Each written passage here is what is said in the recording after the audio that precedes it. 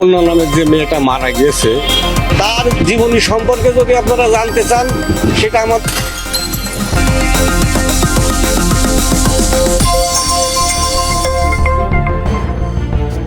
সুবর্ণা নামের যে মেয়েটা মারা গিয়েছে তার জীবনী সম্পর্কে যদি আপনারা জানতে চান সেটা আমাদের কাছে খুবই অপছন্দনীয়।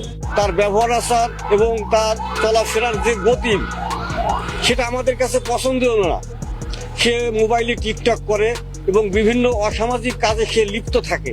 এটা তার হয়তো ব্যবসা ছিল, সে সেটা করেছে, কিন্তু সে যখন আমাদের এই স্থানীয় গোরস্থানের কোনো অংশীদার না, সেক্ষেত্রে তাদেরকে আমরা কিভাবে এখানে তাকে জানাজা করতে বা এখানে আমরা গোরস্থানে মাটি দেওয়ার জন্য এটা আমরা আদেশ করতে পারি? এটা অসম্ভব, এটা সম্ভব না। ওরা বলছে মেয়ে ভালো নাই, মেয়ে নাকি খারাপ। কারণ সিদ্ধান্ত এখন এই জায়গায় বাদ দিয়ে আমরা দেখি অন্য কোনো জায়গায়। লাশ তো উপরে রাখলে হবে না, হবে বলে কিন্তু মারা গেছে কালকে বিকালবেলা, প্রত্যেকটা ব্যবস্থা করতে হবে। এর আগে কিন্তু একটা নাচ ছেলেও মারা গেছে, বুঝেছেন, তখনও কিন্তু এখানে মাটি দিতে দিয়েছে ওরা। আমার কথা হচ্ছে তখন দিতে দিল, এখন দিতে দেবে না কেন? সে টিকটক করে, প্লাস তার ফুল অফ ফ্যামিলি আপনার মাদক ব্যবসা করে। তাদেরকে যদি আমরা সমাজের লোক বলতে যাই, তারা শহরের মস্তান নিয়ে এসে আমাদের মারতে যায়, বিভিন্ন রকম হুমকি ধমকি দেয়। সেজন্য আমাদের সমাজ, আমাদের এলাকায় আমাদের মাদক দিতে দেয়। সবই তো মাটি হবে। এখন কমিটিদের কাছে কোথায় এলো টাকায় যে জমি কিনছে, এখানে তো দলক ধরে তার সরকারি গোরস্থান নেই, এখানে নিয়ে গোরস্থান নতুন তো সব কেনাকাটা হচ্ছে, বুঝেছো?